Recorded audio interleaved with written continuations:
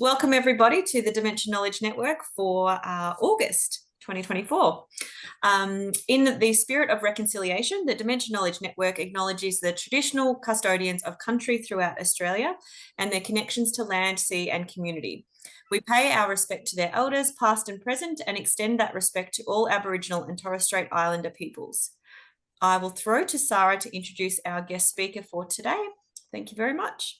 Thank you, Elizabeth, and thank you very much for joining us, Karen, and for coming along this month when you were unable to meet the last meeting. We really appreciate it. Karen was a senior educator with Chisolm. I met Karen when she was teaching the Certificate 3, Certificate 4, Lifestyle and Leisure, and she would always invite me out to come and do an hour or two on dementia, which was wonderful. We taught together for the old hack training calendar, doing various things such as dementia, the PAG pathways and different things.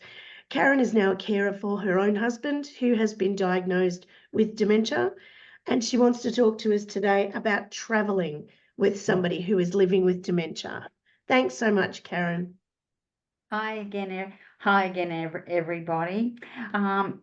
As you all know, for the people I met last time, my journey has been diverse, going from a health professional to a full-time carer. Every day in my life is different. The positives are I don't cry as much anymore. I still get sad and I get angry with the system, particularly where I live. I'm yet to find a dementia support group in the Frankston area, which really distresses me. I make no apologies about this.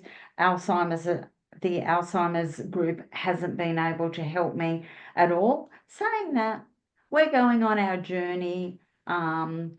We're talking about things more. It's been 18 months and I've just told Terry's closest friends, who had already guessed that he had dementia anyway, but it was such a relief telling those close friends because they now are my support people. And I had to do it my way. So that's a bit of our background. We're cruising along right now. He's walking the dogs. He's got more energy than I have.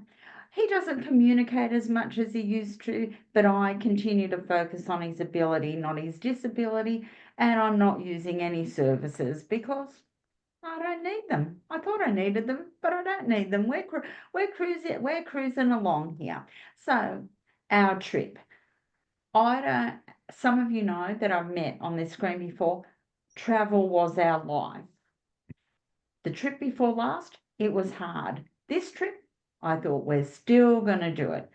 I don't know if the person's here because I forget that told me about the sunflower lanyard. You saved me when I left Melbourne. It was so good. Take a breath. The minute I walked through the security screens at Melbourne Airport, I was approached by various staff saying, "Do you need any help? What can I do for you?" It was absolutely fantastic. So I was guided to lines where there were no crowds because noise really threw Tessa. So we got through. I didn't have to worry because I felt that I was supported. Getting that lanyard is not the easiest task I've ever had, and I will never understand why only 4 railway stations in Melbourne have it, or you get it at Melbourne Airport. But that's a whole nother story. So it was really, really good. It was great. Traveling on the plane was all fine. This time I wasn't scared or I didn't hold back. If I needed help, if there was a long line, I was in a foreign country, I went and said, "Can I please have some help?" I advocated for my husband, and because noise, crowds, he has a back injury, they weren't good for him. So I was upfront. I have to say that some of the airlines, Emirates that we travel with, were fantastic. We were so well looked after. So we were on the plane. Great time. I was thinking for 2 people. It was fine. I did all the paperwork on, was all good. When we arrived at our first destination, I always made it so Terry could have a lot of rest. So when we got to Morocco, that's when our issues started. We were traveling from different hotels every day, every second day. He was so disorientated of a night time. I didn't get any sleep. I was on full-time night duty because he'd get up to go to the toilet and I'd find him in the wardrobe or I'd find him walking out, trying to walk outside. There, I put strategies in place again where it took a while, but he would wake me and tell me, I need help. I don't want to wake you. Yeah, wake me. I never ever let him go to buffets without me because I could see the look on his face. There was too many selections. It was too much for him to look at. So I knew his favourite food and I'd say, oh, this is this and this is this and that's that. He'll never know that he ate goat some days and he ate fruit that he's never eaten before in his life, but it was all about diversity. So that was the biggest issue for us, moving around. And he did get very tired because at home he can nap whenever he wanted to. It didn't matter. Watching the look on his face was so worth it. One night we had such a sleepless night, and you might not think this funny, but I did, because we had lions roaming around our big tent outside, and they were roaring and keeping him awake. I could sleep through their noise. It was just amazing. He was so tired one night. We were standing up looking at hippos in the night, and he started snoring standing up. Who cares? It was amazing. It was amazing to watch him. Did it matter the next day that he'd forgotten what we did yesterday? Not at all, because we were together and making memories is such a big part of our life. I'm going to take a breath here. I cannot tell you what it's like just to be able to reach out and touch an animal. And he gets so excited. Oh, look. We love animals, so being really close to animals and nature was just so good. Then I decided to put in strategies. I never wanted to leave him, but some afternoons I did and let him have a rest, and then I found that he coped better in the night. It's a long way to go to Africa and Tanzania from here. He was just, I cannot stress to you all, I focused so much on the ability, and would I do it again tomorrow? But I need a big rest before I go. We had a really, really bad experience with one airline where, because of them, we missed our connecting flight. It was midnight. We were 6 minutes off 8 hours. If it had been an 8-hour delay, they would have given us a hotel room. But for 6 minutes, that airline chose to tell me that we had to sit upright for the night. Well, I was a Bunnings Karen for a little while. They didn't find us somewhere to sleep, but I just stayed awake with him because of his severe back pain. I won't even go there. I was just so disgusted and so disrespected. I felt, but we made it to our destination. It was great. I've sent Sarah some pictures. Traveling with someone with dementia isn't easy, but you focus on the strong points. Every night I would get his clothes out for the next day and I would tell him where they were and he would use those clothes. I'll talk to Sarah's pictures. This is us in Morocco overlooking the blue city. It was just beautiful. And to look at the happiness on his face. I get very emotional when I look at Terry being so happy. So there we are in the blue city. Lots of walking in Morocco there. We had lots of early nights there, but we had fun in Morocco. Moroccan people are very, very, very friendly. I'm going to share you a story with you about this place. I decided that we had to go to Hanam, which is like a spa. The ladies go in one area and the men go in the other. It's just so diverse. Here I am sitting with Muslim women 1 minute that were partially naked and then they were praying in the corner afterwards. Well, I get this phone call and they asked if it was me, and I said yes. And they said, your husband is here. He is so worried. We've looked after him, but he says he's got no money to pay. So I reassured them that he did have money and asked if they could keep him for another half an hour. Well, he had the best time. When I went to pick him up, all the Moroccan people were laughing at him and sharing their stories. I mean, Papa's okay, Papa's okay. But he was very concerned that I hadn't given him any money. And I rarely gave him money while we were away because he might have lost it. So yeah, that's our picture in Morocco. I've got to take a breath, everybody. I haven't stopped talking. Okay, this picture, I was concerned about doing this, but a couple we met while travelling invited us to go to a Moroccan cooking class, and there he is in the cooking class cooking up our Moroccan tangine dinner for us. And he followed the instructions there too. It's really good. I'm loving that photo, Sarah. That's the completed dinner, everybody, that we had. The food in Morocco is delicious. Yeah, that was our finished product. This was outside the van that we were travelling in. We're about 1.5 meters from that lion. That's an early morning. Lions get very lazy, so you've got to see them in the morning or in the afternoon, late afternoon, because they sleep. So I'm just measuring with my hand. It's probably 1 meter away from where we were. And lions don't like to eat people, so it's okay. Carmen, we saw hundreds and hundreds of elephants. Once again, that was about, I probably could have put my hand out and touched those elephants. Terry is normally really, really good with the camera. His camera skills, this time he couldn't remember which buttons to press and what to do, but I told him the phone was just as good. That was pretty sad for me to watch him not be able to use his camera, which he loves and he's used so much in the past. But yeah, that's in, I think that's in Kenya. Can't remember. Yeah. One day I said to our guide, I haven't seen a rhino yet. And he said to Terry, I promise you we'll see 2 tomorrow. We saw 17. So, yeah, just another big bull elephant. Women elephants are definitely the rulers. So he's a big boy. Yeah. We were quite close to this animal. Didn't realise I'd sent you this one, Sarah. That's her with her dinner in front of us. We didn't like watching the kills. And we didn't see that one, but we caught up with her. That was a lucky picture to see her.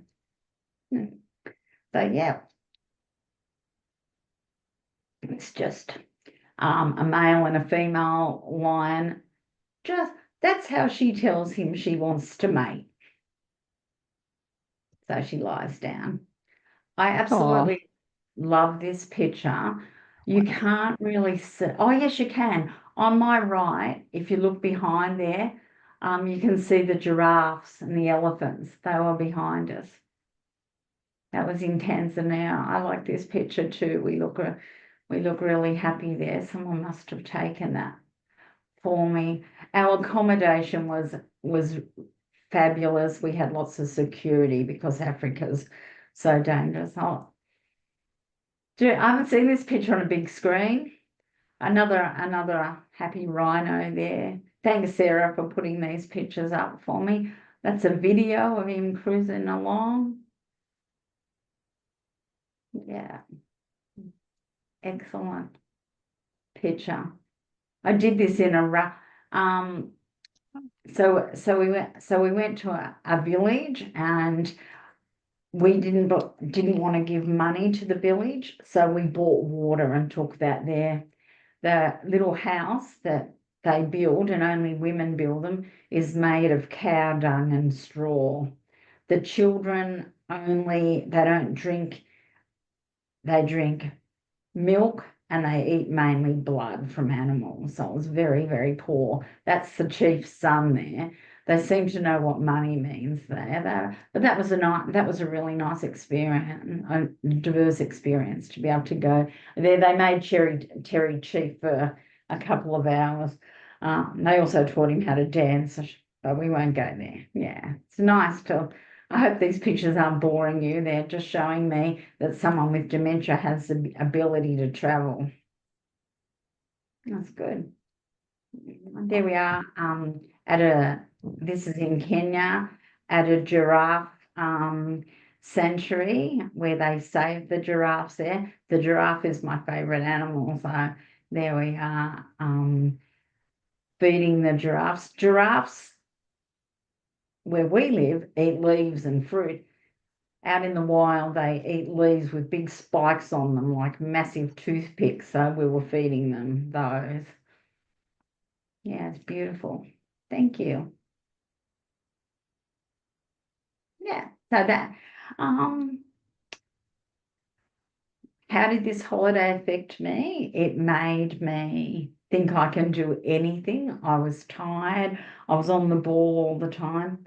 Would I do it again? Like I said, yes, I would. We usually travel every 6 months. We haven't again this year because we're about to, in 6 weeks, we're downsizing and moving house, and that's going to be a challenge on its own for me. So I put strategies in place to help us there. We have a bit of a rule in this house. We pack a box a day, and I figured in 6 weeks we should be finished packing them all. We've decided that we're going to move. We're staying in the same suburb, just downsizing to a smaller house because we've got a massive garden here. Because our kids want us to go near them, but I want to stay here because all our service providers and our friends are around here, and Terry is very orientated to this area. We've already had practice walks from the new house with the dogs going to the shops, and I think we're going to be okay. And that's me, and I haven't taken a breath, so I'm sorry if I was fast, but I don't usually do these sorts of platforms these days, so I was a little bit nervous. Does Thanks for anyone coming have to Africa with me. any questions for Karen about traveling with somebody who's living with dementia, or tips? Or Karen, do you have any tips that we could pass on to the people we work with?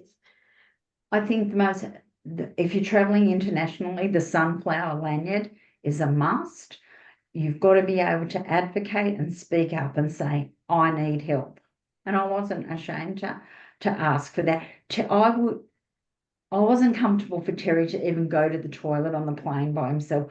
I'd say, oh, I'll come with you and I'll have a walk while you go, because I didn't want him to get lost going to the wrong toilet and embarrass himself.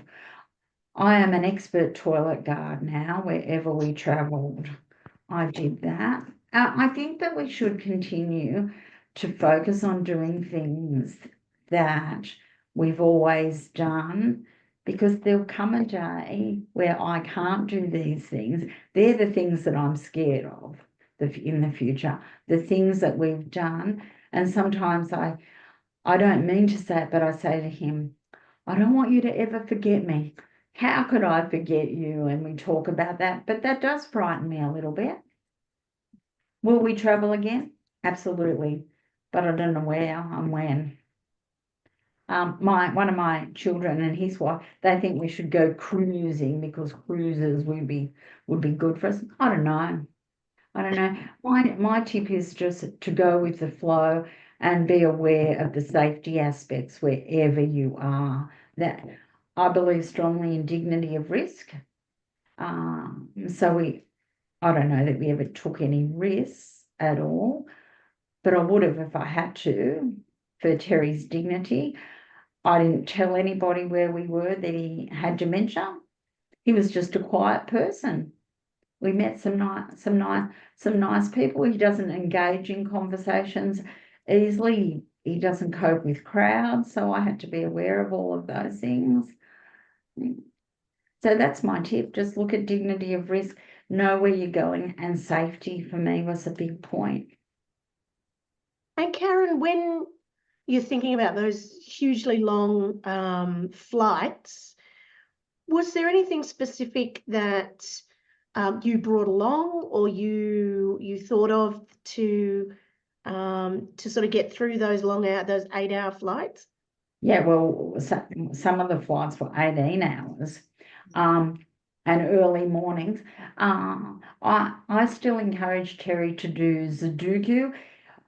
My husband's never been a phone user, but he's discovered this game called Words with Friends on the phone. I can't get him off it. He loves that. His music. So I took his music. I made sure he stayed hydrated all the time. So I took Sudoku. He doesn't read. I put on music while we're on the plane. I made sure that he walked. He naps more than he's ever done in his life, so it wasn't hard for him to sleep. That bad night that we had in Doha, it took him about 48 hours to recover from sitting up all night without any sleep. That was hard for us. And I only had enough medication thinking I could get it the next morning. I learnt from there, always keep all the meds in my hand luggage. So that's another tip. Karen, could I just ask a question about the sunflower? Would you mind just describing the benefits and what it actually represents for anyone here who hasn't heard of that before? Well, I heard from this group about the sunflower. So it's in the car, so I can't get it out. So it's a lanyard with a sunflower on it. It's just like a lanyard, and it's green with yellow sunflowers on it. And I put Terry's name on it with a sunflower on there, and he wore that because they suggest that you do that. So the sunflower lanyard, all in Australia, all our airports, all our international airports are taught to recognise that, from the security staff right through to the airline staff, to recognise that someone that's wearing the sunflower lanyard has a possible silent illness. Because if you looked at Terry, you wouldn't think that he had an illness. So he wore that, and he wasn't fazed by wearing it. And straight away, like I said, for those of you who've travelled internationally, as soon as we walked through the security doors, we were offered help. A security girl comes straight towards us. Customs asked us, immigration asked me if I needed any help. And you're ushered to a separate place. It just helped immensely. They are hard to get, but it was just so good. Well, I think we went through the crew line, the airline crew line at Melbourne Airport to go in, because that's the shortest line. And I said to my son, who has been an international pilot, had he heard about it? And he said not then, but he said he'd heard about it working for Qantas here. So that's a good thing. Just fabulous. Thank you. It's fabulous. Really, really, really good. We don't have, in Australia, we don't have seniors lines, and we don't have seniors assistants.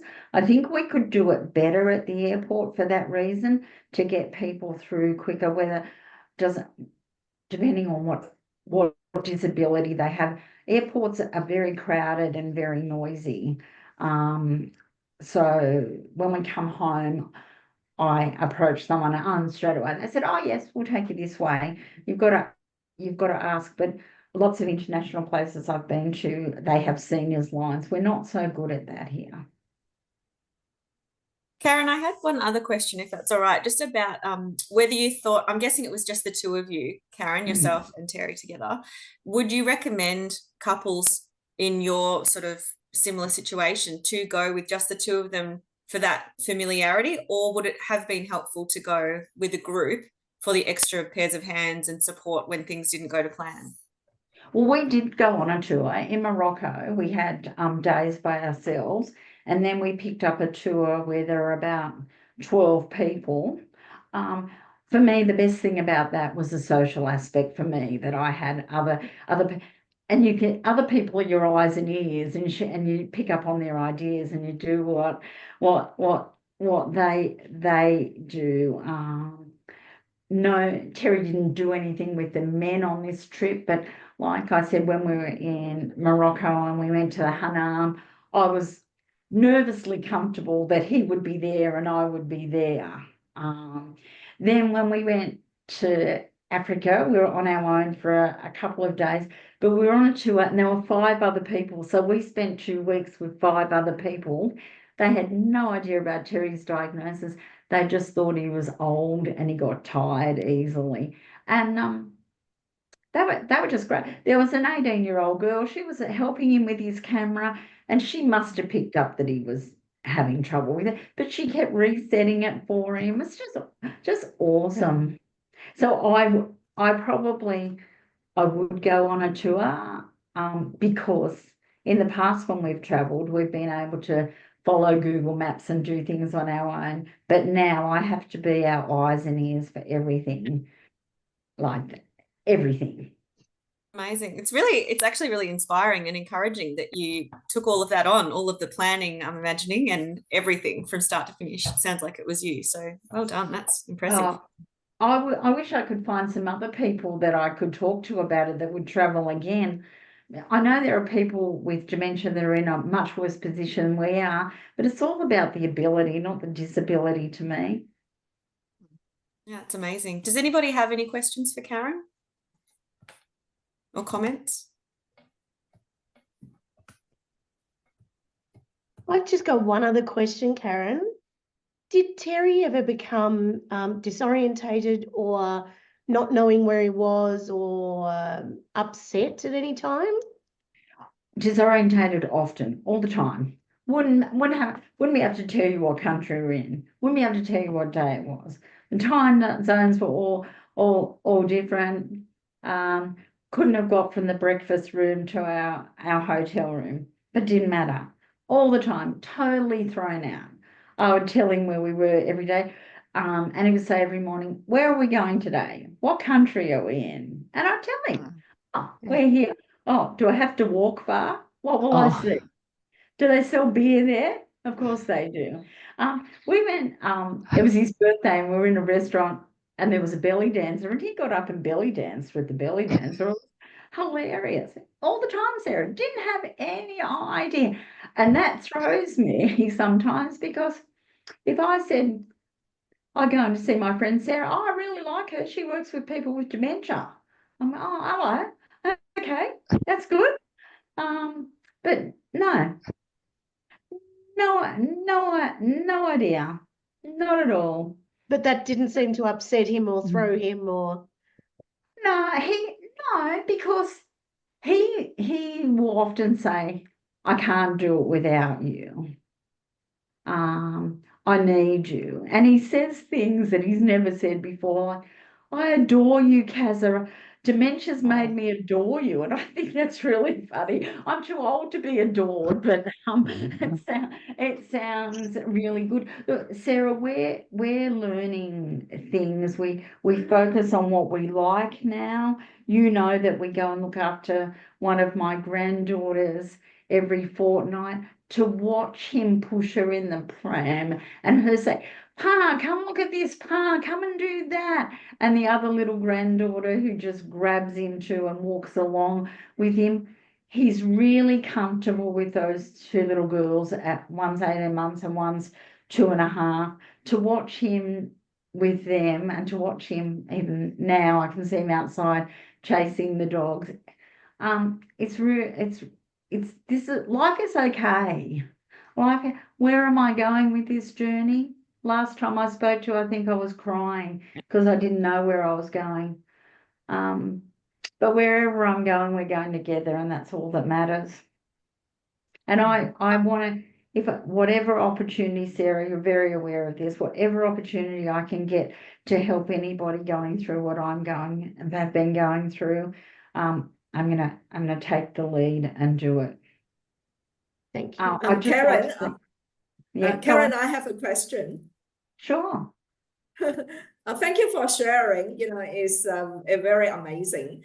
But when you plan, start planning the holiday, with Terry, and he has the dementia specific symptom. And why did you choose Africa?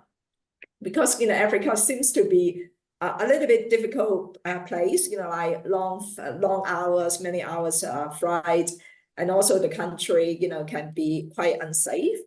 Absolutely. And then when you start, planning, why did you choose Africa? Is any other specific reason from your point of view that Terry, can be benefited, from this holiday? That's a really good question. We already planned another holiday. We planned to go to Jordan, Israel, and Morocco. But then, we planned that, everything was done, but then along come a very serious war, and I still thought about going to Egypt, but I thought if anything goes wrong when you're an older couple, it's harder. It would have been harder. We've been to many, many countries. Last year we went to Finland, Norway, and Sweden. So we got out our map of the world and we talked through it. We got out our map of the world, which I just so happen to have here. We've got this map of the world and we put little pins in every country. I'm not sure if you can see that, but we put little pins in every country that we've been to. And I said, well, we can go to Morocco and then we can fly over to Africa. So we researched it. We come in and we've got a big screen computer and we talk about it. Every travel brochure that we have, I put on the big screen and showed Terry where we were going and what we're doing. We looked at the hotels that we were staying at before we went and went, oh, that looks fabulous. And oh, that one where you saw us in the pool, that hotel was just amazing. And every night I would read to him where we were going the next day. So the reason I chose Africa was because we wanted to go to Morocco and we had planned to go. We paid for our airline tickets, so we just diverted and went to Africa. And yes, Africa is very unsafe, but when you're in Africa, you don't leave your hotel. You only go out with your tour guides. So it takes a lot to scare me, but we followed the rules. I don't know where we'll go next because we've been to 42 countries. So, That's amazing. Yeah. Amazing. And Sarah, you know that some days that I get stressed and I get, oh, I can't do this anymore. But that doesn't happen as much now. No. It used to at the beginning, but it doesn't anymore. And I've just come to terms with the fact that the services that we need probably are just a bit harder for me to get because I'm so fussy. I wouldn't call yourself fussy. It's just looking for the services that suit you, I think. Anyone else have any questions about Karen and Terry's trip or traveling with somebody with dementia? Yes. Yes, Cecily. I do, Karen. Thank you for your amazing stories about your travel, and I am in awe of what you did. So I'm a counsellor with Dementia Australia, and I speak to clients who travel and those who want to travel. But a couple of my clients have taken a family member overseas. This is in the last couple of years, and they've what I will call, they have hit disaster points. So one of them got COVID while they were overseas and had to go to hospital. And another one really had trouble boarding a plane. They just panicked and freaked out. It was a lot to do with noise that you've mentioned. So I find myself, when people are asking me about travel, you're very positive and you're very, very pro the whole idea, and say, would I do it tomorrow? Well, yeah, of course I would, and I'd love to have your, I guess, resilience and optimism. But I must say I try to be even-handed about, well, it's risky and it's also, it can be great. So what's your feeling if someone were to ask you, is it a good idea, even when I know about some of these, really difficult pitfalls? Were you mindful of those sort of things before you travelled? Sorry, multiple questions. No, absolutely. I know my husband really well. Noise is a major factor for us. So you know when you go to the airport and you get on a plane and they Yeah, the ask, noise of the engine and everything yeah. is yeah. So also the gerontologist knows that we like to travel. So he gave me some tips. Get to the airport early where everyone is sitting to get on the plane. Don't sit there. Go and find a quieter place and sit Yep. in another area. So Yes.